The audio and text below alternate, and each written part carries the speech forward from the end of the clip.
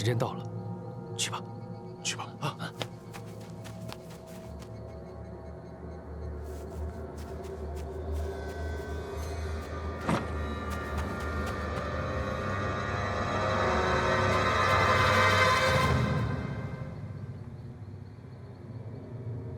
包大人，这群绑匪会来吗？一定会来的。包大人，这群绑匪可是一群山贼呀！你那帮衙役能打过他们吗？如果打不过他们，我就人财两空了。我还是把银子拿回来吧。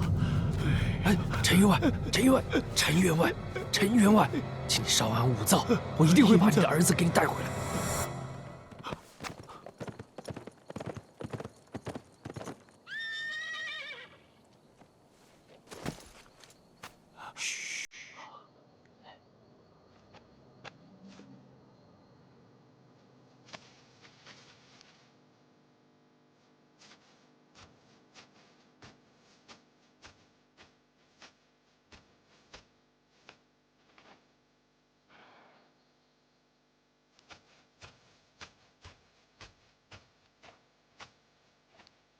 你们都出来吧！想抓我是白费功夫。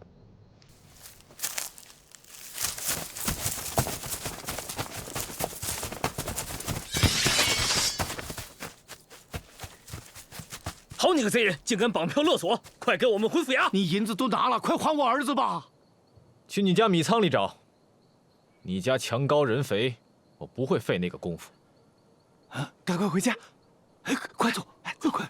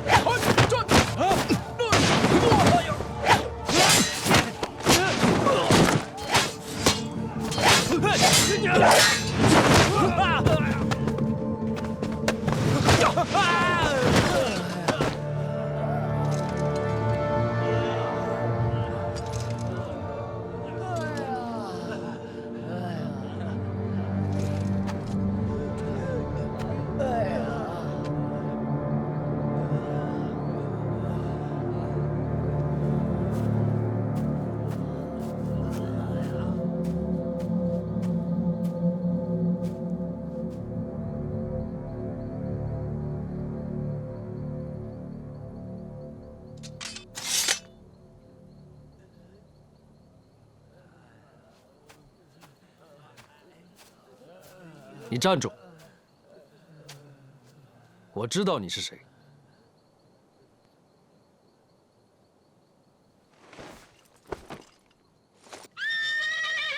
我在府衙等你。撤！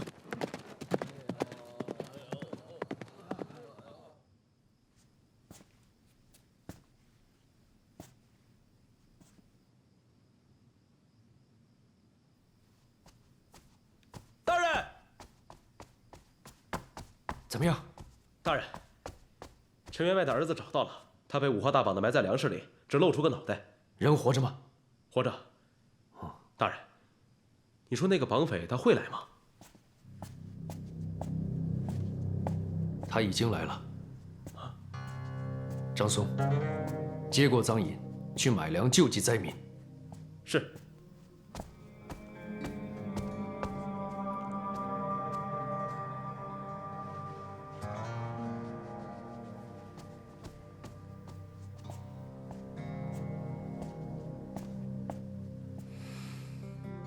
包大人怎么确定我会来这里？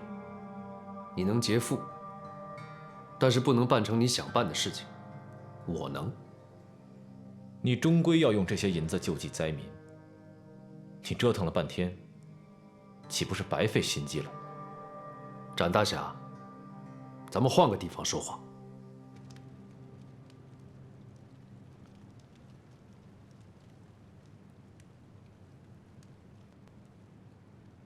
你是怎么认出我的？绑票但不图财，左手剑使得好。我曾经见识过只是没有想到堂堂南峡也干起绑票的生意。包大人为什么要跟我在这里谈话？府衙里其他地方都住满了灾民，只有这地方空着。你是想关我入大牢吧？你绑架勒索，犯了律法。包大人，我绑票是为了什么？赈灾救人。陈员外为富不仁，见难民饿死不救，算不算犯了律法？救与不救是他的自愿，不能强迫。饿死难民，朝廷算不算犯了律法？算。端州受灾多日，我展昭得到消息，千里迢迢赶到这里来，朝廷的赈灾粮款却不知道去了哪里，谁来处置朝廷？我们江湖人从来不相信你们制定的律法，我们只相信江湖规矩。包大人，我劝你一句，律法是你们用来制约穷人的东西，我们这些人劫富济贫、除暴安良，都是为了公平。公平？你们真的公平吗？真的公平。安分守己、勤勤恳恳、省吃俭用攒下家业的大户人家，被你们劫了富、济了贫，对他们来说公平吗？如果公平，那天下就不该有勤劳节俭，人人都该过苦日子。本官为了放灾民一条活路，放他们进城，但他们却抢店劫舍。你说这时候他们到底是良民还是暴民？你们江湖这时候该除哪个暴，该安哪个良？展大侠，你们的公平根本不公平。江湖和朝廷毫不相干，你关我入大牢也是痴心妄想。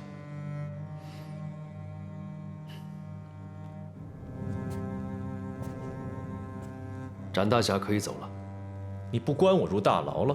按照律法，你是举赃自首，况且救助灾民有立功表现，可以从轻发落。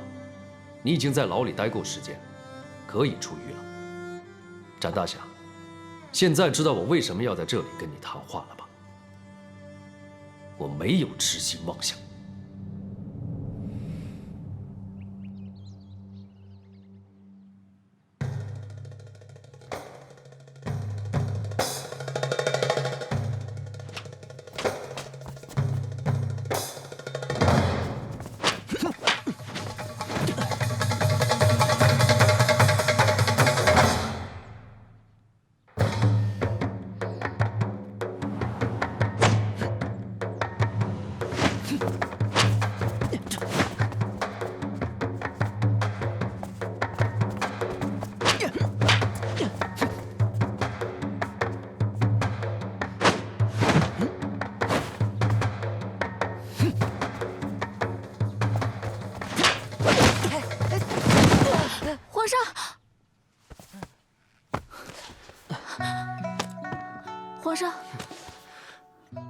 皇上，您没事吧？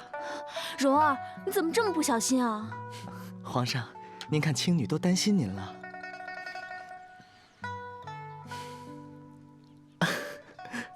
您没摔伤吧？我没事。皇上，您的马死了。朕的马死了，但朕没事。再来。吃谁的粮？少爷。穿谁的衣？少爷。住谁的房？少爷。睡谁的床？少爷。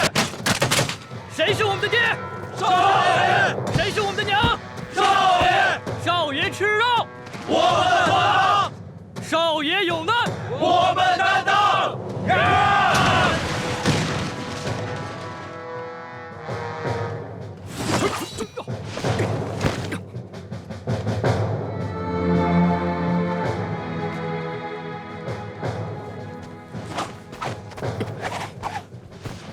少爷，少爷，少爷，少爷，少爷，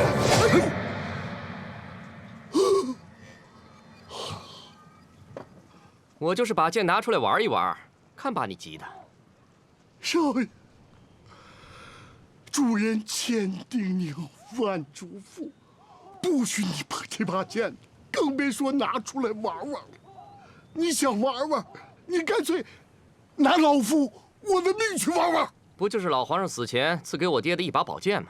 刃儿都没开，他将来终归是要我使唤的。少爷，你放心，这把剑等将来以后，老夫我一定交到你的手里，让你使唤。我爹呢？主人被太后召进宫里去了，说是有要事商量。他们有什么好商量的？走了。嘿，少爷，少爷！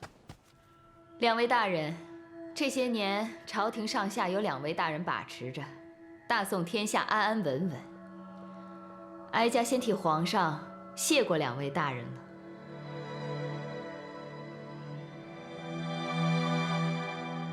哀家近来听到朝下有人非议哀家，说皇上长大了，要让哀家还政天子。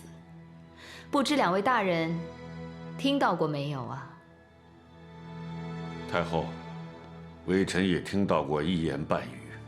这天下本来就是赵家的，哀家这些年尽心尽力辅佐皇上，勤勤恳恳地为赵家看护江山。哀家为了赵家江山的安稳，不惜把自己的亲弟弟都贡献了，怎么反倒听着像是哀家有了野心？哀家这心里边啊，真是觉得委屈。有些人真是见不得安稳，唯恐天下不乱。你是说本相在背后怂恿吗？王大人，我可没说您，是您自己往身上揽的。本相比你还怕天下大乱。哼！2位大人，就算没人说，这个事儿也摆在那里，大家都心知肚明。现在皇上长大了，哀家想听听2位的意思，究竟该怎么办？宰相大人先说。还是先听听皇上的意思吧。王大人，如果我没猜错的话，您年轻的时候一定是踢蹴鞠的好手。彼此彼此。今天哀家召见2位大人过来，有一件重要的事情想与2位大人商议。想必这件事情2位在心里面早已琢磨过了。既然你们不说破，那哀家来挑破。皇上该大婚了，张大人家的千金，王大人家的孙女，哀家都喜欢。只有这2位才能配得上皇上。可是只能有一个人母仪天下，这碗水如何端平，哀家可真是为难了。所以想听听2位的意思。太后，臣觉得这个事情，还是应该先听听皇上的意思。哀家也是这么想的。哀家想着说，把他们2位接进皇宫中，封他们为美人，让皇上跟他们熟悉熟悉。至于封谁为后，咱们还是听皇上的。2位觉得如何呢？既然是皇上的事情，那就由皇上来决定吧。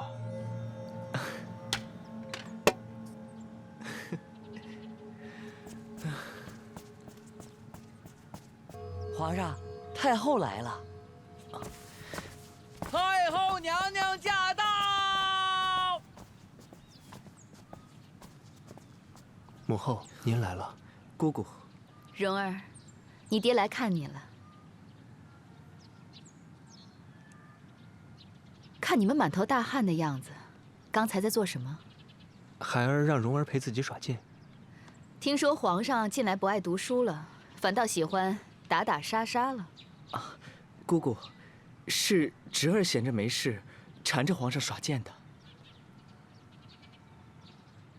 蓉儿，你许久没有见到你爹了，和你爹好好说说话吧。皇上，哀家有事情要和你说。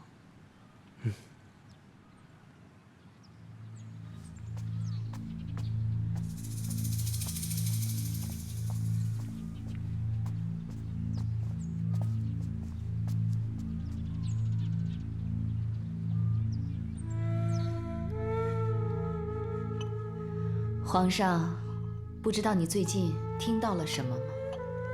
娘，孩儿不知娘指的是什么。朝下有人议论，说皇上长大了，让娘把江山还给皇上，由你来打理。这话出自何人之口？说这话的人一定别有用心。娘也是这么想的，这江山本来就是你的，是因为你尚且年幼，你父皇托娘帮你看着。怎么叫做让娘把江山还给你呢？这意思分明就是娘抢了你的东西。查出说这些话的人，一定要重重惩罚。哎，算了算了，娘不在乎别人怎么想，娘只在乎你是怎么想的。孩儿从来没想过。皇上，你已经长大了，这件事你不会不想。孩儿是长大了，但是自己还没有打理江山的本领，这天下还要交给娘来打理。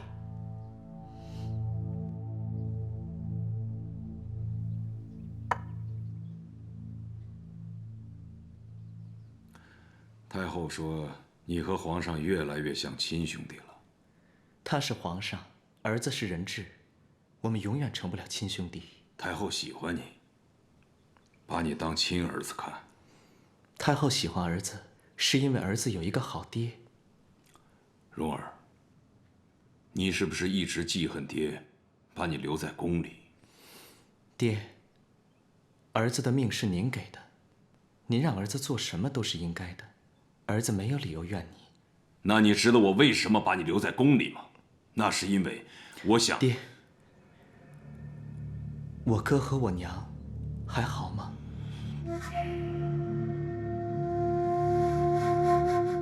都好，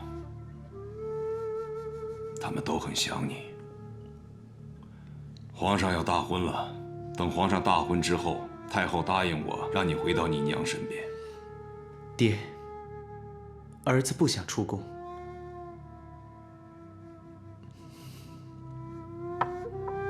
儿子想留在宫里。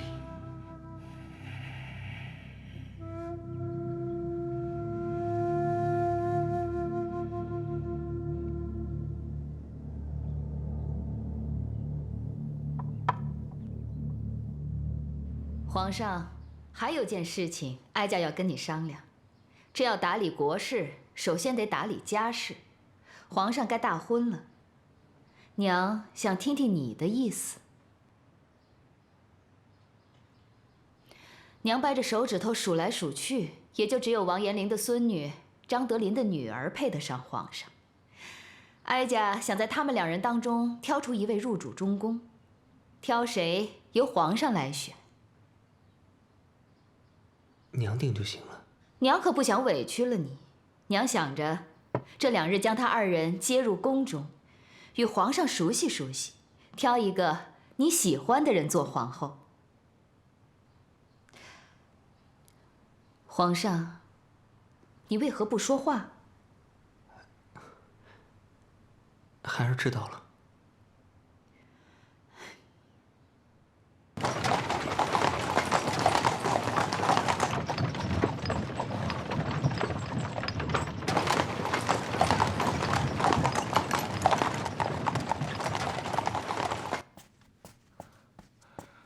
主人，您回来了。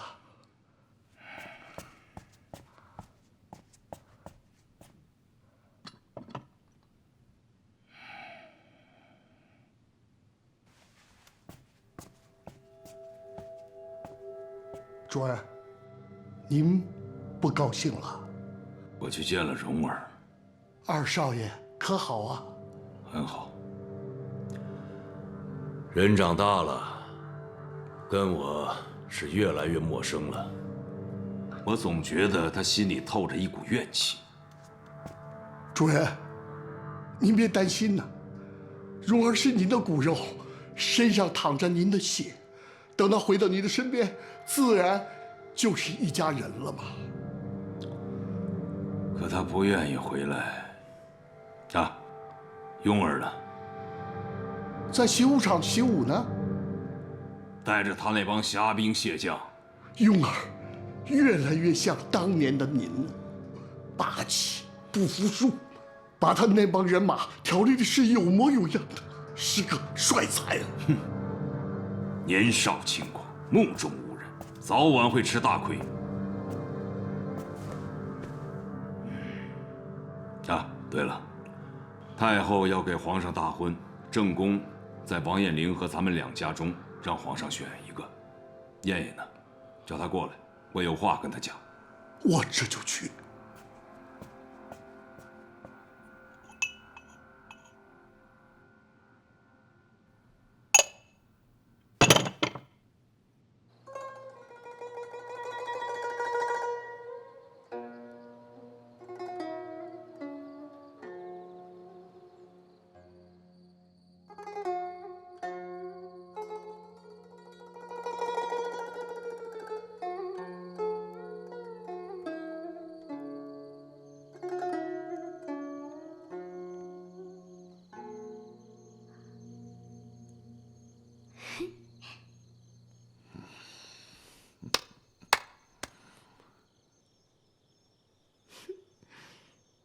好听。不管爷爷有多少烦心事，只要一听到灵儿的琴声，就烟消云散了。爷爷，我要一辈子留在您身边。您要是不高兴了，我就弹给您听。这可不行，以后爷爷恐怕就没有这个耳福了。爷爷，我不想进宫。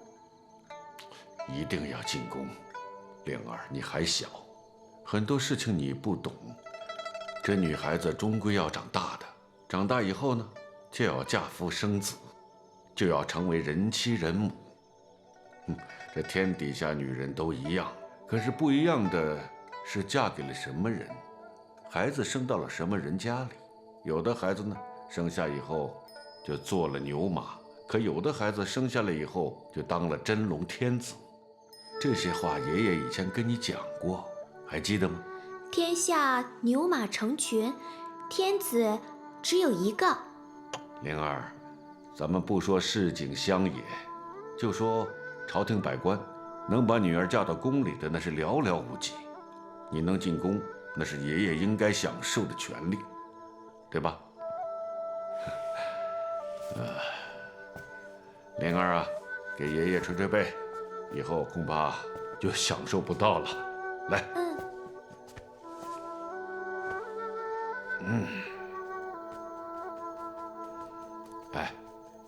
这边。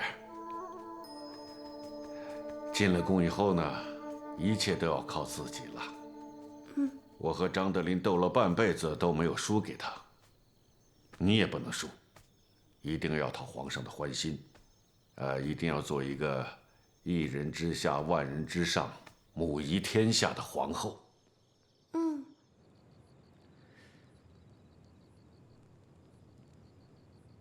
皇上，您今天总是举棋不定，好像有什么心事。你的心思也不在这棋盘上。我爹跟我说，太后答应过些日子放我出宫，回到我娘身边。你要离开朕了？我跟他说，我想待在宫里。那他们答应了吗？我也不知道。子荣，你一定要想法留下。陈琳被太后关起来了，你要是走了，朕身边连说话的人都没有了。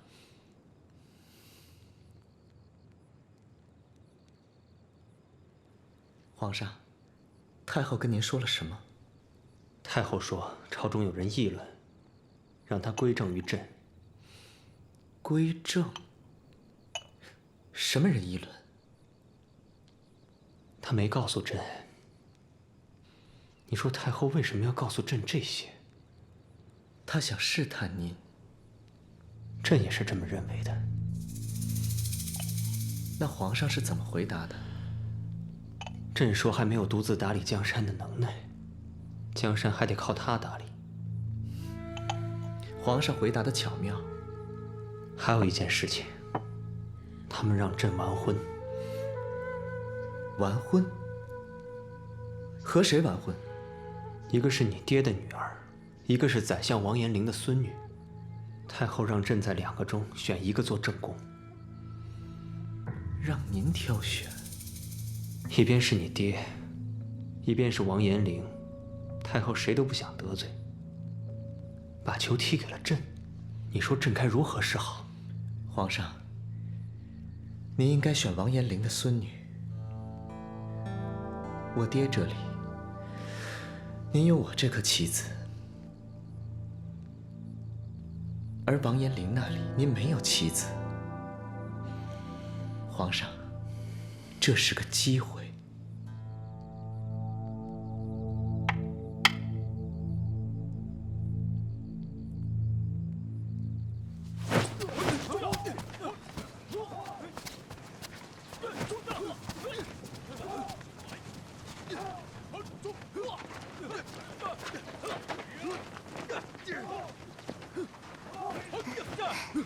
庸儿，姐姐，你怎么来练兵场了？我来看看你啊，我要进宫了，以后再见面可就难了。爹把蓉儿送进宫中当人质还不够，又把你也送进去。庸儿，爹那也是为了我好。天下这么多女人，有几个能进皇宫啊？哼，说是皇上，其实就是一个自己做不了主的窝囊男人。有什么好的？爹被那个女人裹挟了，肯定是他的主意。庸儿，不许胡说。姐姐，你要进宫了，你高兴吗？我有点心慌。正宫还不知道皇上会选谁，我怕输给王延龄家的孙女，给咱们张家人丢脸。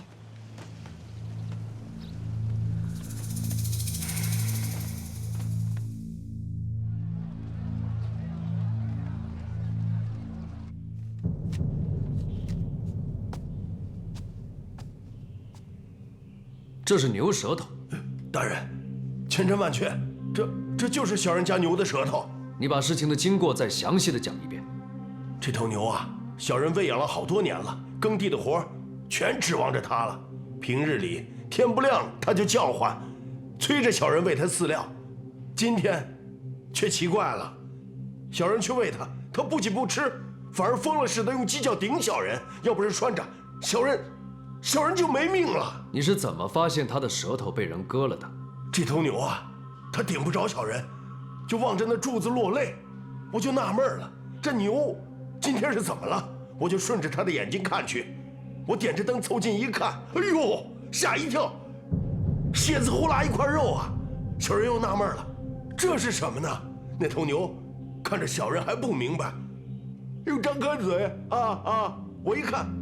这牛嘴里面也是血肉模糊，牛舌头不见了。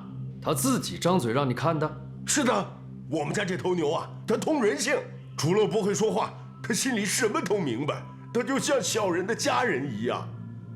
哎，什么人干的？这么狠毒？小人要知道，就不会来找您来了。你得罪什么人了吗？得罪过什么人？没有，大人，小人真不记得得罪过什么人。这人为什么不偷你的牛，反而要割牛舌头呢？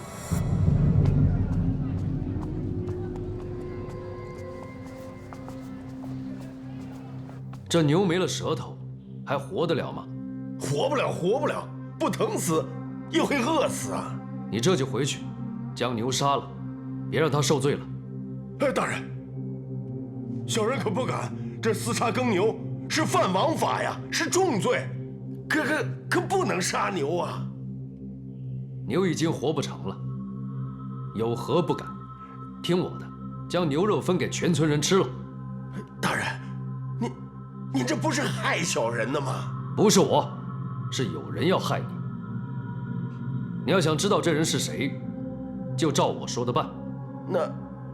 那然后呢？然后全村人就都知道你杀了牛，把肉给分了。那再然后呢？割牛舌头的人就会到我这里来告你。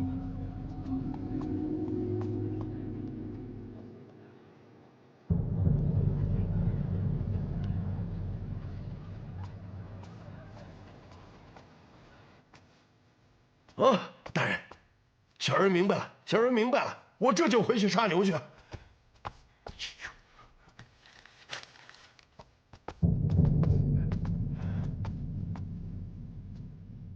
你就是包拯？正是。你有何事？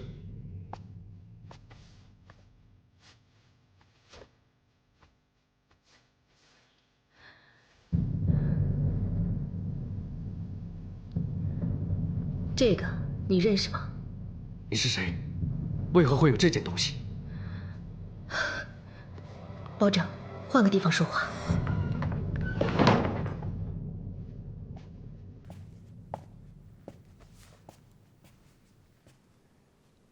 现在只有咱们2个人，你说吧。保长，你可知道几年前，当今的太后把一个疯女人悄悄地送出宫，结果这个疯女人在半路上丢了。本官略知一二。你知道这个疯女人是什么人吗？不知道。太后当时不许我多问。她是当今皇上的娘，亲娘。你怎么知道？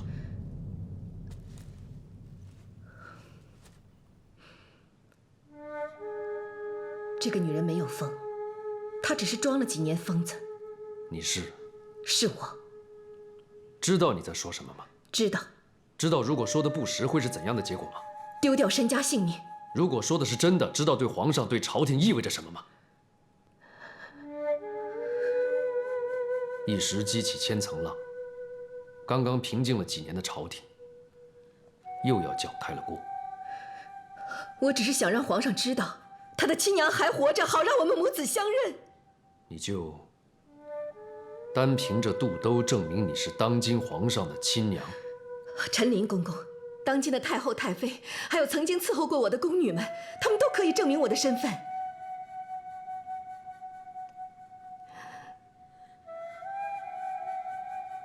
如何流落到这端县？我到端县是专程来找你的。专程找我？为何？这些年你做的事情我都知道，整个朝廷只有你才能替我讨回公道。三叔，三叔，包勉啊，给你立过规矩，不许随便到公堂上来，怎么就记不住了？我也不想过来，是你的嫂嫂和我的婶婶让我过来的。早就到了吃饭的点儿，饭菜都凉了。知道了，出去吧。哦。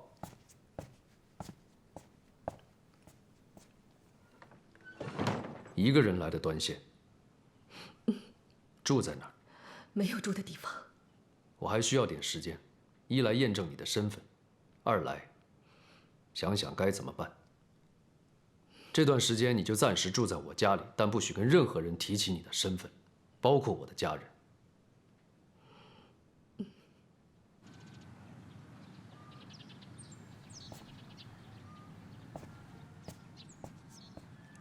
这是我嫂嫂，这是夫人端午，这位是我侄儿包勉。这位妹妹是勉儿。现在夫人去上房歇息。嗯。来，夫人，这边请。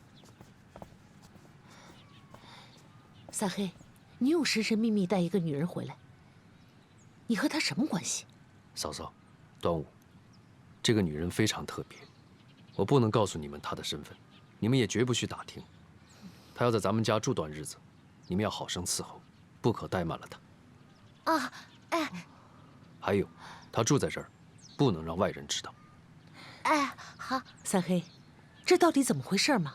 嫂嫂，我只能告诉你，她的身份对咱们大宋江山很重要，以后你们就会知道。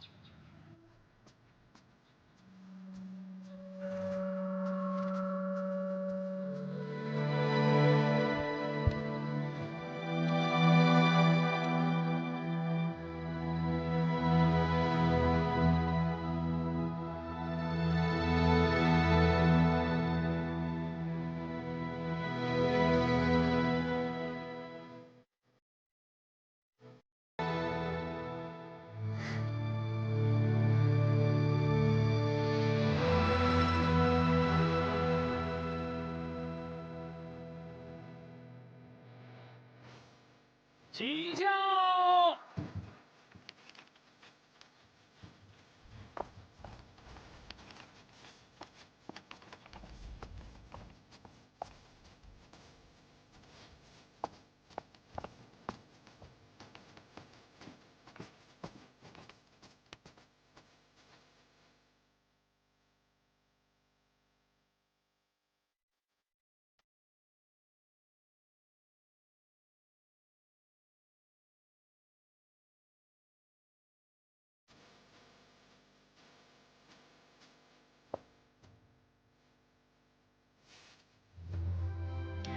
奴婢张燕燕叩见太后娘娘，叩见太妃娘娘，叩见皇上。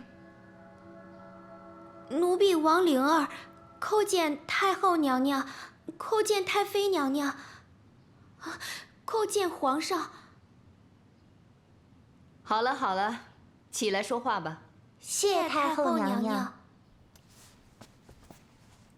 你们两个各自说说自己，谁先开始说？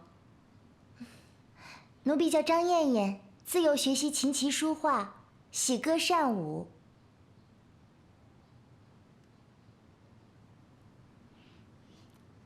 灵儿，你说说。奴婢王灵儿，今年14岁，自幼爷爷教奴婢吟诗作画，奴婢还会。好了好了好了，你不用说了，还是个小孩子，不用那么紧张。以后啊，咱们大家伙儿都是一家人了。妹妹，今儿个是8月15，这开封城里有灯会，咱们一块儿去观灯赏月，去民间看戏听曲，你看可好？好啊，妹妹好久没有出宫了，不知现在开封城变成什么样了。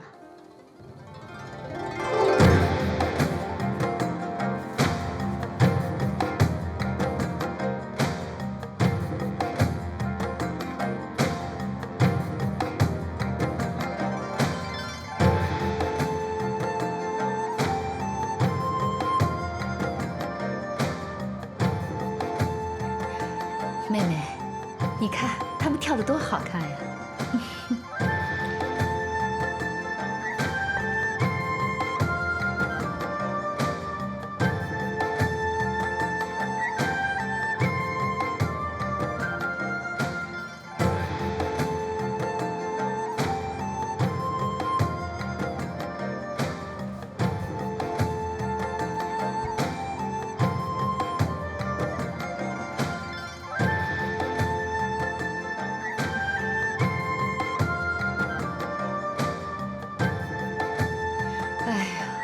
哀家都快忘记上次出宫是什么时候了，这整日关在宫里边，也快忘了民间是什么样子了。姐姐说的极是，妹妹也快忘了。猛地一出宫，眼花缭乱，看什么都新鲜。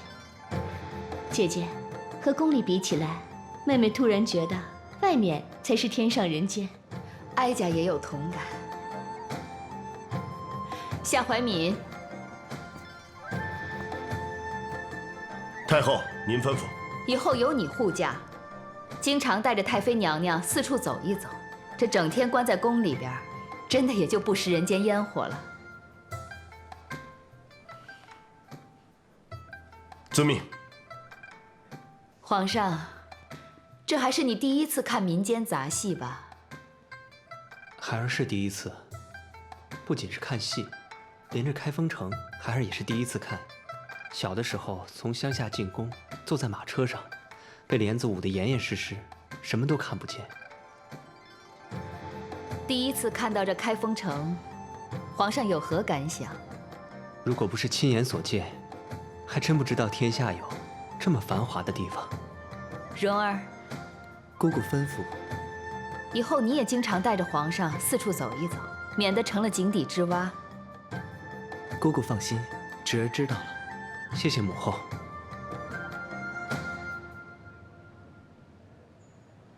郭槐，奴才在。下面是什么曲目？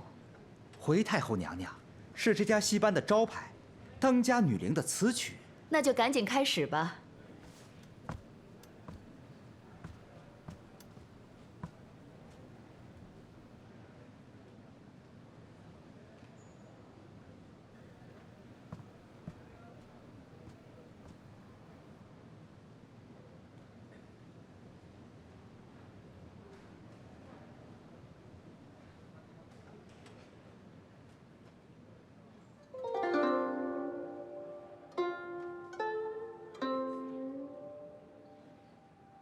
春花秋月何时了？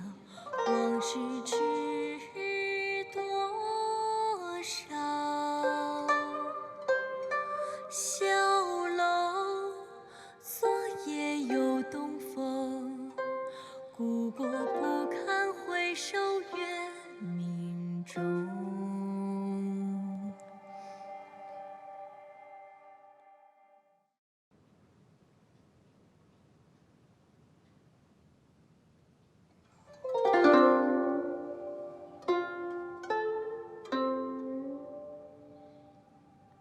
春花秋月何时了？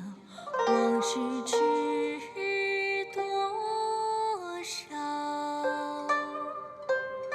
小楼昨夜又东风，故国不堪回首月明中。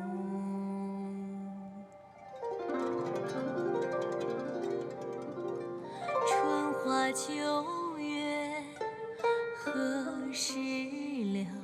往事知多少？小楼昨夜又东风，故国不堪回首月明中。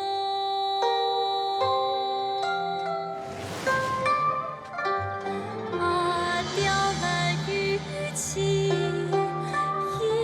犹在，只是朱颜高。问君能有几多愁？恰似一江春水向东流。雕栏玉砌应犹在，只是朱颜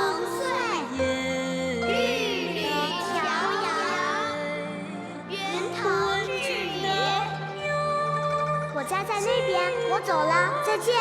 我们送你回去吧。不用了，我自己会走。再见，再见，再见。恰似一江春水向东流。姨儿，妻女。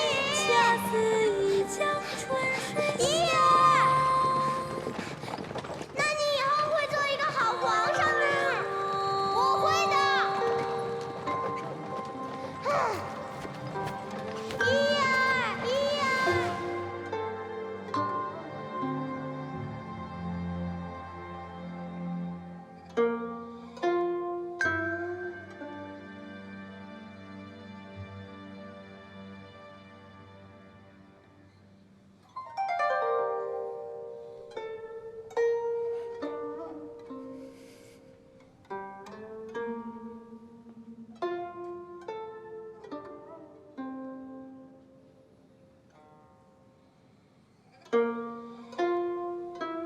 皇上，你这是怎么了？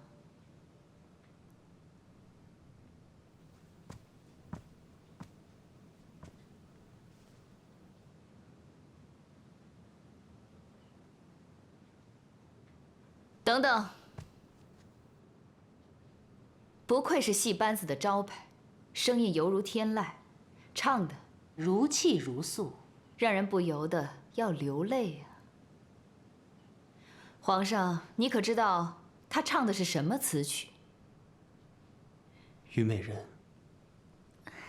词是什么人做的？南唐亡国皇帝写的词。今日花好月圆，我们大家难得出宫，正是好兴致。你为何要唱这首亡国皇帝悲愤哀怨的曲子，扫了大家的兴致？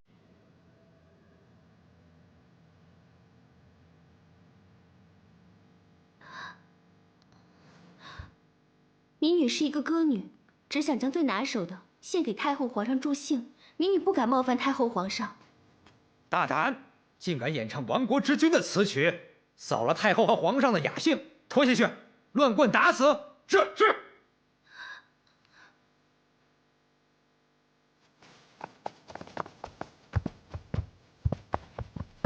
等等。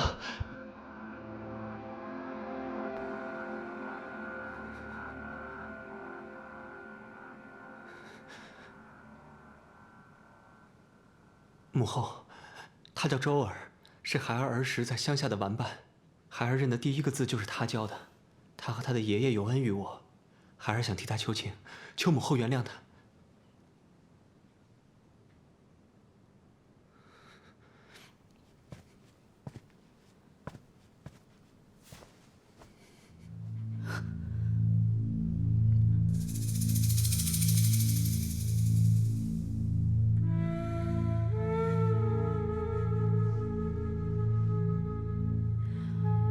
周怀，奴才在。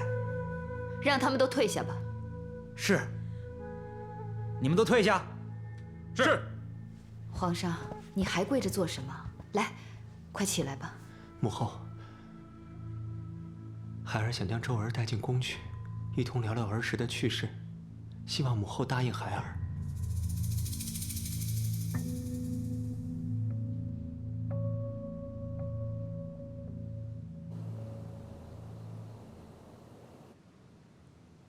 周儿，真的不敢相信是你。我也不敢相信呢。皇上，青妮姐姐，我可一眼就认出你们俩了。别叫我皇上，跟小时候一样，叫我义儿。不一样，你现在是皇上。周儿，这里没有外人，咱们还和小时候一样，叫义儿。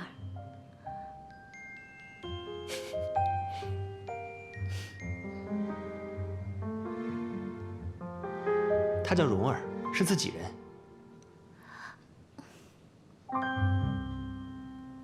周儿，你为什么会在京城？为什么会在戏班子？你爷爷呢？爷爷前些年生病去世了，戏班子的师傅是爷爷生前的好友，他收留了我，我是跟着戏班子到的京城。这些年你受了不少罪吧？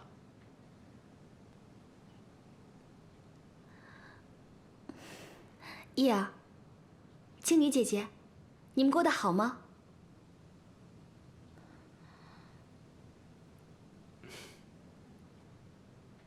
总是在梦中梦见你，特别怀念小时候的日子。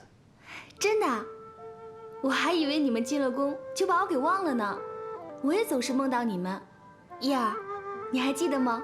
你还许诺过要娶我和青妮姐姐当媳妇儿呢。我当然记得。那时候不知道你的身份，咱们什么都不懂，也不知道害羞，什么都敢说。我们再也回不到以前的那些日子。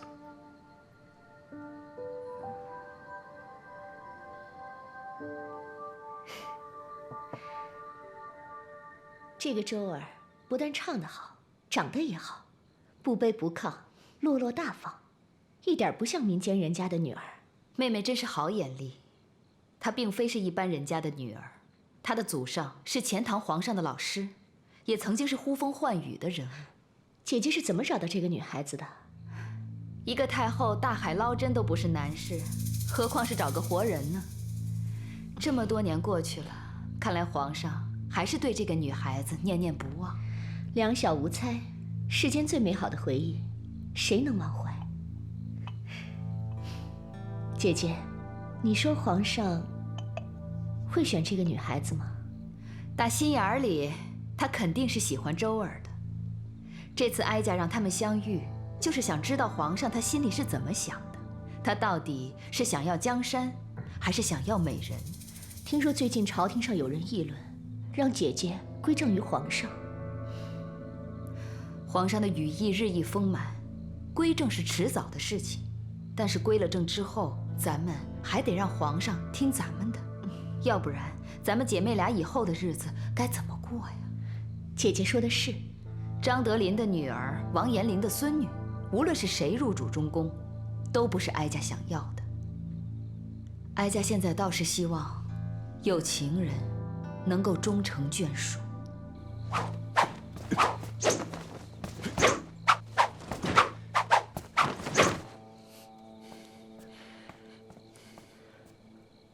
朕睡不着，真没想到能和周儿重逢，朕高兴，朕多少年都没这么高兴了。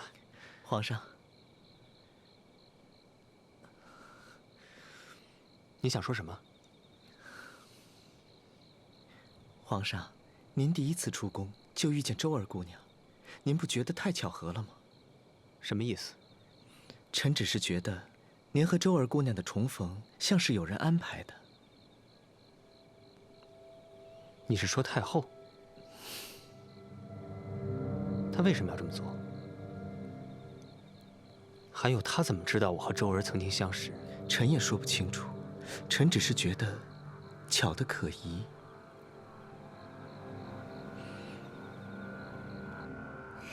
姐姐，你困吗？不困。我也不困。我太兴奋了，想不到会睡在皇宫里，还跟公主睡在一张床上。周儿，我不是公主，我只是太妃娘娘身边的一个贴身丫鬟。姐姐在说笑吧？我没有说笑。我和叶儿不是亲生姐弟，我娘是奶娘，我和她只是同吃异母乳长大。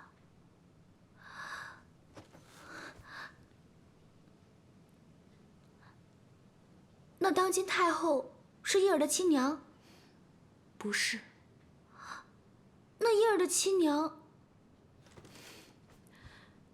周儿，这里是皇宫，不比在外面，说话一定要小心，不知道的就不要问，不然会惹大祸的。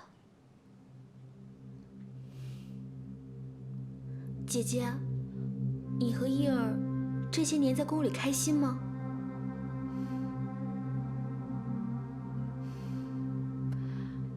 你知道这么多年，我们在宫里见过的最多的是什么吗？死人。我们眼看着身边的人一个一个的死去，你还记得我们在乡下喊爹的那个人吗？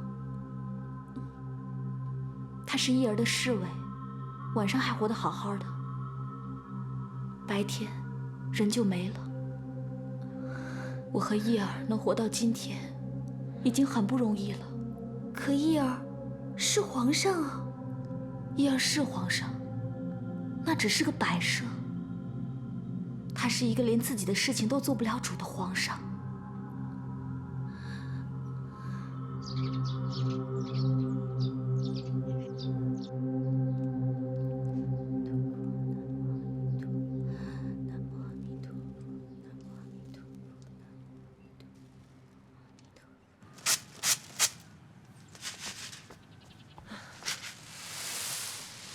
嫂嫂，那个夫人又在烧香拜佛，屋子里的香烟把眼睛都熏得睁不开了。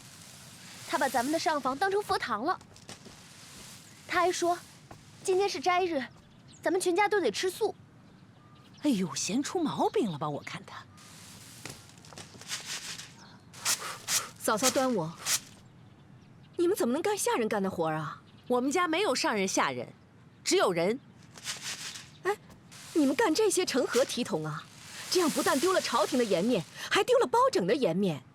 哎，夫人，你这话说的有问题。我们不偷不抢，不贪不占，我们自己干活养活自己。那您说我们应该干什么？难不成每天吃斋念佛？那你们干这些活，包拯知道吗？他闲的时候可天天跟我们抢着干呢。这儿比较脏，您还是回屋待着吧。啊，我在屋里待得闷得慌，我还是出去走走吧。哎，夫人，您不可以出去。三黑说了，不能让别人知道您住在这儿。不怕，端县没有人认识我。哎，夫人，您不能出去。嫂嫂，我是憋得难受啊。哎，要不这样，您就在这儿溜达溜达，要不然，您跟我们一起干活。你知道我是谁吗？我不知道，三黑也不让我知道。我这都是为了您好，您不能出去。您不能出去。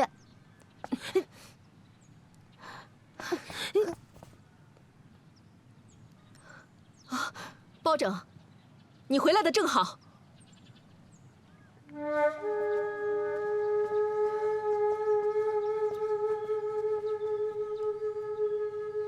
包拯，你到底想到办法了吗？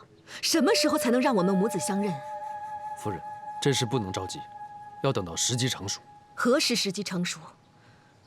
包拯，我要是能安下心来，就不会跑到端县来找你。现在能证明我身份的，只有陈林公公会替我说话。可是他年事已高，再有个什么三长两短的，我的身份就更说不清了。我装疯卖傻等了这么多年，难道还让我等一辈子吗？夫人，皇上已经长大成人，可是仍然当家不做主。现在首要是要让太后归正，让皇上成为真正的皇上。只有皇上当家做主，才是你们母子相认的时机。这个您应该明白。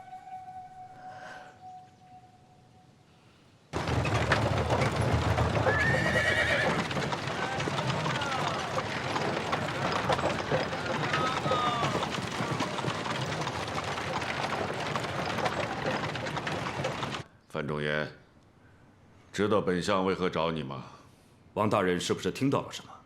我听到什么不重要，重要的是太后听到了什么，让太后归正天子。是你在下面挑头议论的吧？是。太后的耳目已经传到宫里了。王大人，学生就怕太后听不到，太后自己退位，比被逼迫更有颜面。幼稚！你以为几个人私下几句议论，太后就真能把皇位让给皇上吗？这只会让太后和你结怨，甚至遭到暗算。王大人，请您过目。什么？让太后撤帘归正的奏折。先帝病重之时，当今皇上年幼，先帝留下遗诏，让太后替幼主暂且代理皇权。如今皇上已经长大了，太后还垂帘听政，这岂不是将暂且变成了永久？那这大宋江山以后是姓赵，还是姓刘？范仲淹，就凭这道奏折，就能让暂且不变永久，就能让江山回到赵家的手里？自不量力！凭学生一个人的力量，不能。加上本相也不能。你，王大人，您是在明哲保身。本相就是在明哲保身。你别忘了，你是我举荐的官，本相不想因此受到连累。权力现在是在太后手里，但名义上还是赵家的。本相如果保不住自己，那么江山恐怕真的就易主了。本相现在辅佐的是小皇上，本相比你还着急。你知道本相想的是什么吗？本相想的是皇上如何能把权力平安地接过来，你懂吗？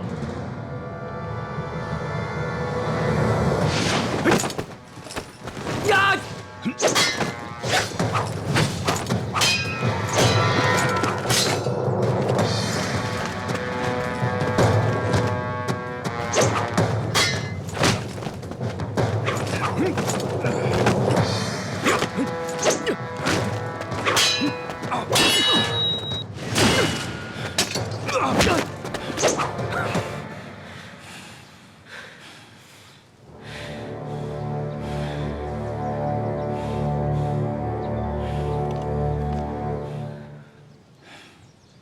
庸儿，你的功夫超过爹了。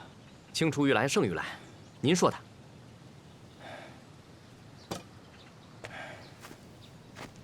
爹，牌胜了，您不高兴吗？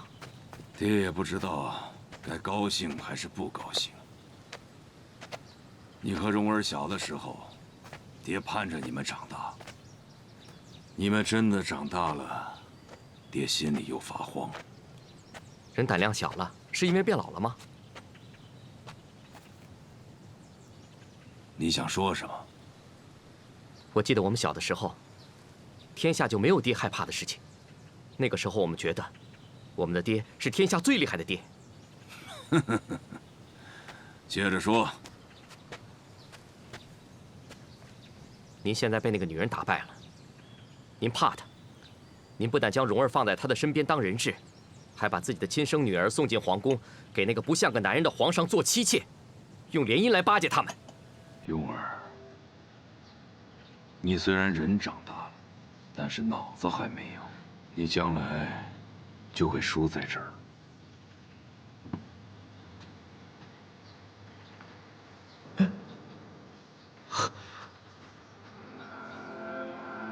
少爷，老爷怎么生气了？老爷觉得他自己老了。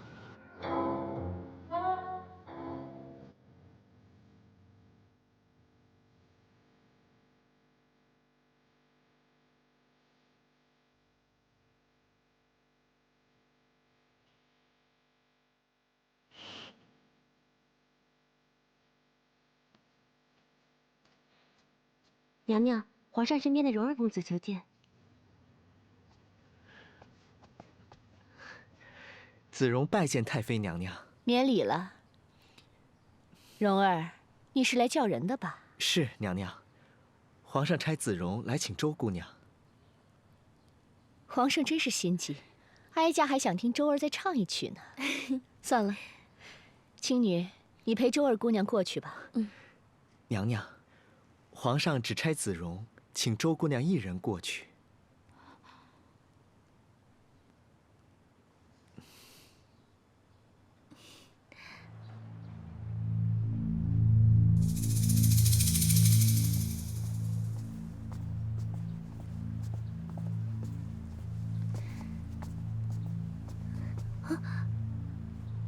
周姑娘，有件事情我想问你。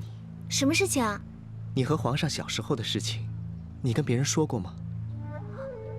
没有，我从来没有跟别人说过。你再想想。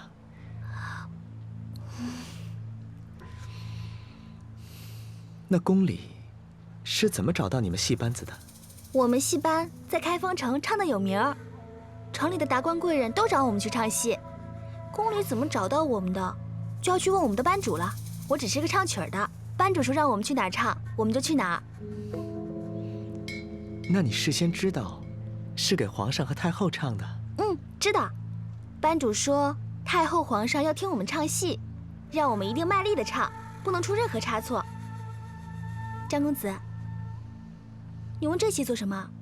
哦，没什么，我只是好奇而已。周姑娘，走吧，皇上还在等你呢。嗯。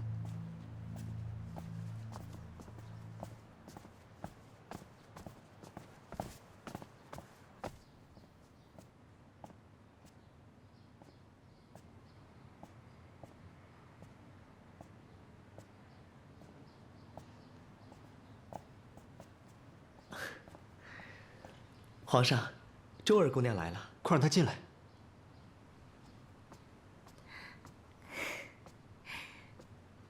依儿，你们退下吧。是。民女给皇上请安。昨晚睡得好吗？一夜未睡，想不到这辈子会睡在宫里，觉得好像是在做梦。能遇见你，我也感觉自己好像在做梦。你喜欢皇宫吗？皇宫比我想象的还要大，还要气派。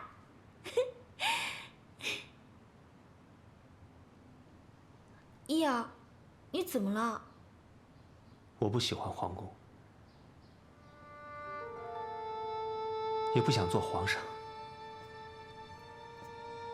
我在这儿一点都不开心，总是想起咱们在乡下的日子。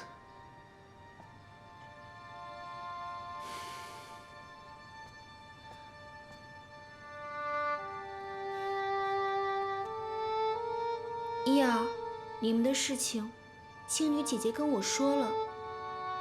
小时候在乡下，先皇派人来接你回宫的时候，才知道你的身份。我爷爷说你真不幸，生错了人家。我一直不懂为什么，现在终于明白了。我心里的苦，只有我自己知道。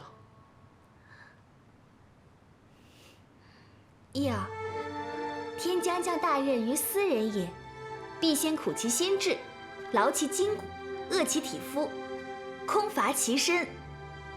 这些兴许都是上天有意安排好的。天下千千万万的人，为什么非要降大任于我？不公平！我没有这个能耐，也受不了这份折磨。我想做一个普普通通的人，过开开心心的日子。依儿，你久在宫里，早已不是人间烟火，人世间的日子并不快乐。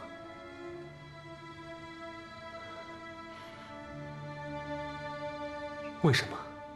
天灾人祸，恶人当道，到处都是不公。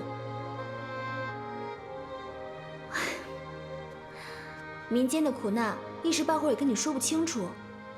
依儿，天下的人千千万万，可你生来就是天子，我生来就是没落的公主，这是命，愿意不愿意都由不了我们。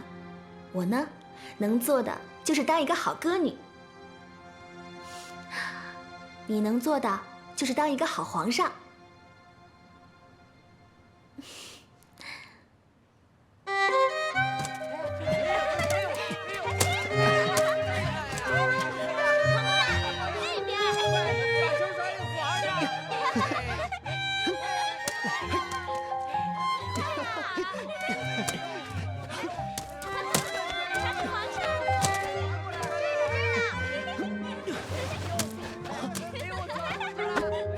皇上加油！皇上加油！在皇上那儿呢。这边，给我。进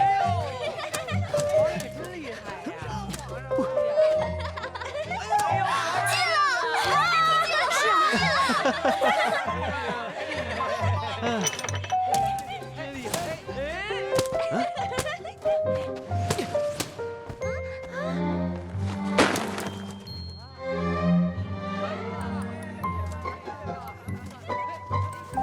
看啊，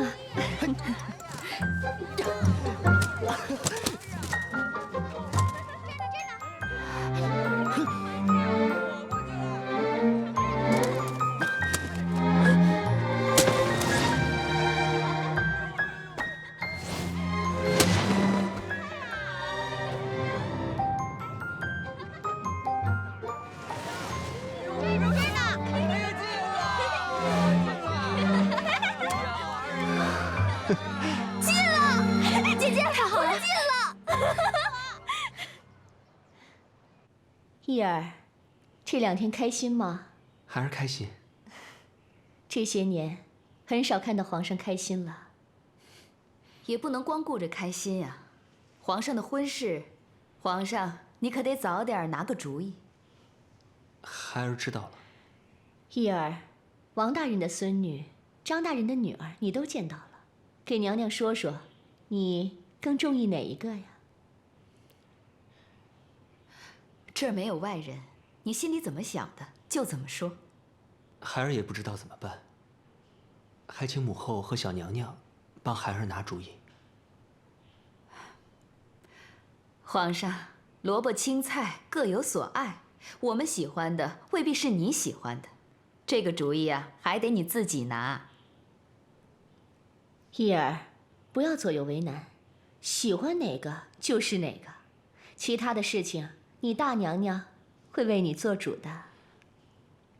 孩儿喜欢周儿。你说谁？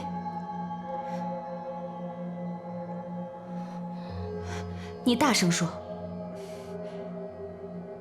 孩儿喜欢周儿，打小就喜欢。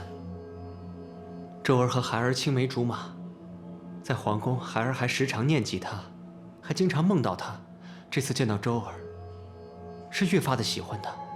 皇上，哀家是让你在宰相的孙女和枢密使家的女儿当中挑选一位入主中宫，我看你是南辕北辙了。孩儿是真心喜欢周儿。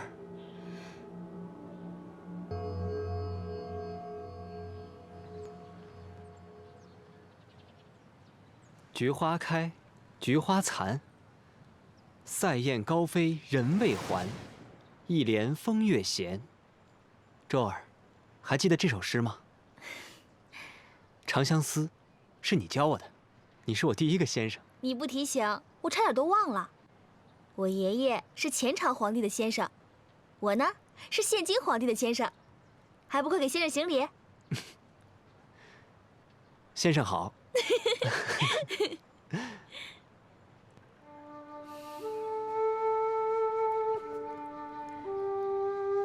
青女，你怎么脸色看起来不大好？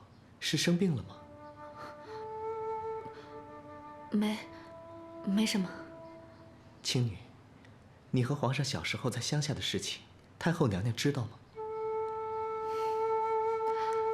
我从来都不敢和太后多说一句话。那太妃娘娘知道吗？跟太妃娘娘讲过。有一次，太妃娘娘问我们小时候在乡下的事情，我就告诉她了。皇上和周儿的事情，太妃娘娘也知道。我都跟太妃娘娘讲了。怎么了，蓉儿？你怎么突然这么问？没什么，我只是好奇而已。青女，有些事情，以后我再告诉你。周儿，这些年难过的时候，总会想起你。想起你就想起这首诗。小的时候虽然熟背了它，但不理解它的意思。这些年，应景生情，才知道这首诗有多么好。前朝皇上能写出这样的诗，真是了不起。依儿，你说的不对。一国的皇上，不是要让天下人赞美他的诗赋，要让天下人赞颂他的功德。要是能让子民安居乐业，让臣民过上好日子，那才是了不起的皇上。周儿，你也了不起。我爷爷说的是他了不起。依儿，你要做一个了不起的皇上。这句话是我说的。学生知道了。周儿，我要大婚了。我知道，青女姐姐跟我说了，2个朝廷重臣家的女儿。太后让你选一个最喜欢的做皇后，你最喜欢哪一个？给先生讲讲。喜欢你。谁？喜欢你，从小就喜欢。我问的是你要娶的那2个女人，不许耍花头，老老实实的告诉先生。我已经告诉太后了，我要娶你。姐姐，皇上还真是一个有情有义的人，宁要美人，不要江山。只是我们成全了皇上，百官恐怕不会成全。姐姐怎么不说话？他们嚷嚷着要哀家让位，让皇上做主天下。皇上的婚事是天下的头等大事，既然这样，那哀家就让皇上自己做自己的主，让他们说去。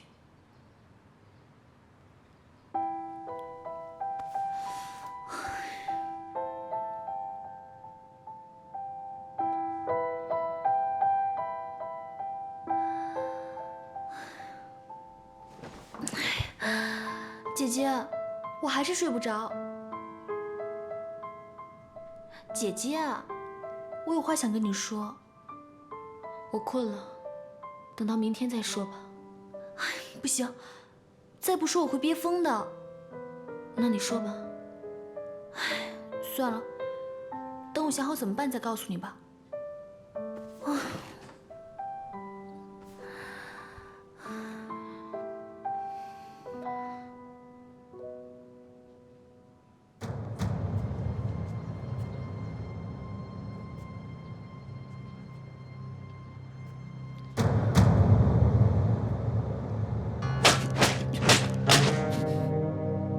朕想和你说件事。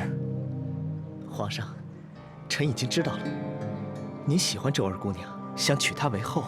你怎么知道？青女告诉臣的。太后会答应吗？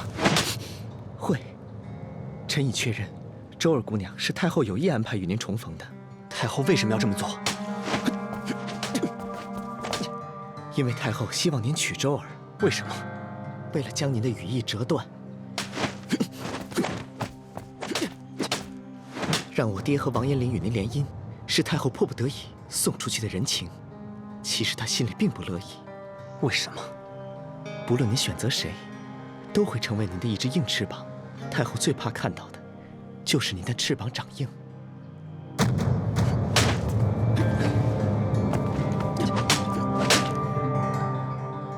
那些在朝廷之上要太后还政的忠臣，是您的另一只翅膀。自古皇后出自权贵豪门，您娶一个民间女子做皇后，来母仪天下，您说他们会答应吗？朕娶媳妇是朕的私事。皇上，您没有私事，您身上被蚊子咬一个包，都是国事。你不赞同朕娶周儿吗？臣只是提醒皇上，您不能娶周儿。你是朕的一只翅膀，你也想被折断吗？皇上，太后是真正的博弈高手，她早已想好了后面的路该怎么走。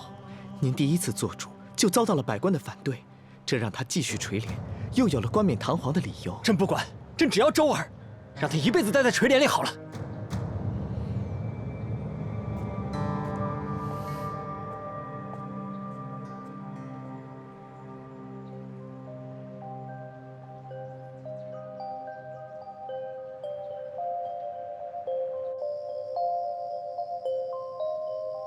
古之欲明明德于天下者，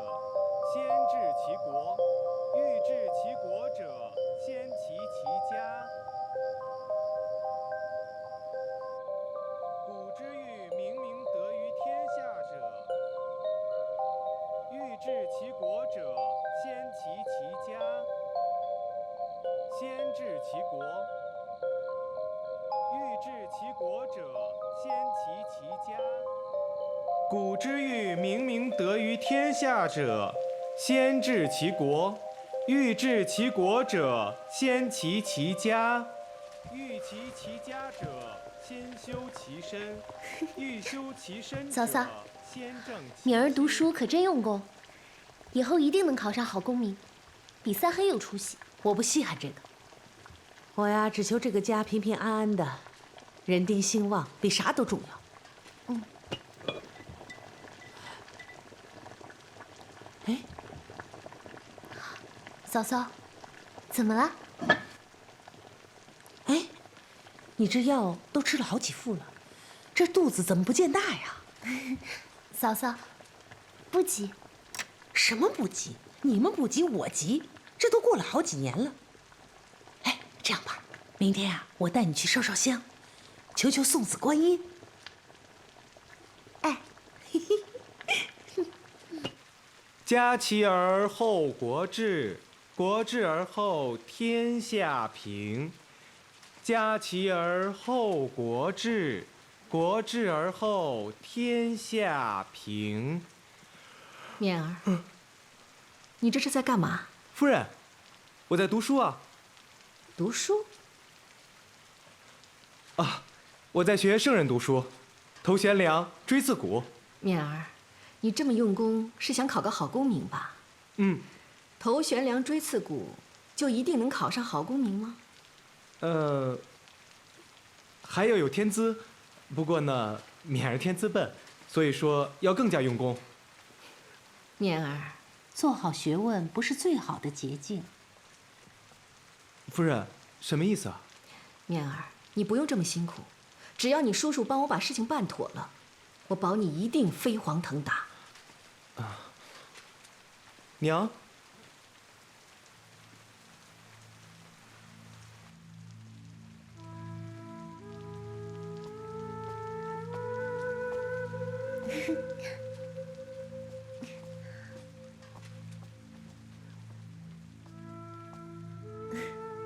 三黑，我今晚住这儿。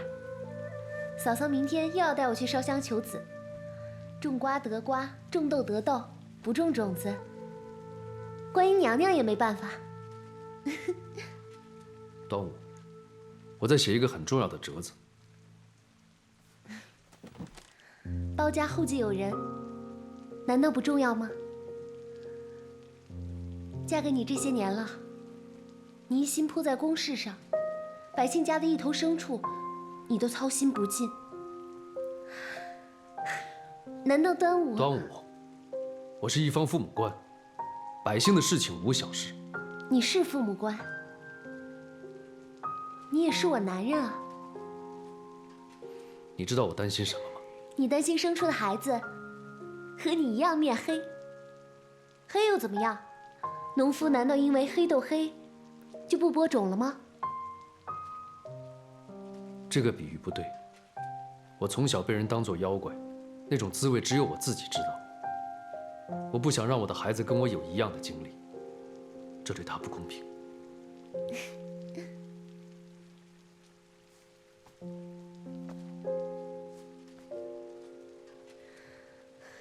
三黑，你来到这世上，却不让我们的孩子来到这世上，这不公平啊！因为不想要孩子，而让人家守活寡，这更不公平啊！不管勉儿能考上功名也罢，考不上功名也罢，这事儿不用您管。我这是为了勉儿好，您为他好，您那是害了他。我不管您找三黑是什么事儿，反正您不能拿他的前程来诱惑他。娘，您别说了，哎，我这怎么就成诱惑他了？夫人，我是为了他好。怎么了？你，嫂嫂，夫人，为何争吵？您问他吧。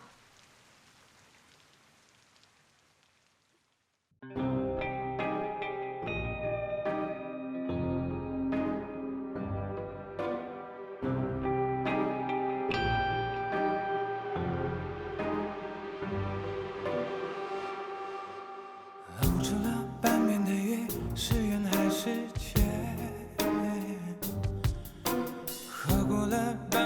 究时空还是慢，初心总是比结果看上去热情大方，真相从来就简单。演过了一半的戏，是真还是梦？唱出了一半的歌，是悲还是欢？未来总是比过去看上去更美丽灿烂。人生本就是梦宽，不要说江湖爱恨两难，那不要说世道善恶难断。大江东去，只留下了风流人物，千古流传。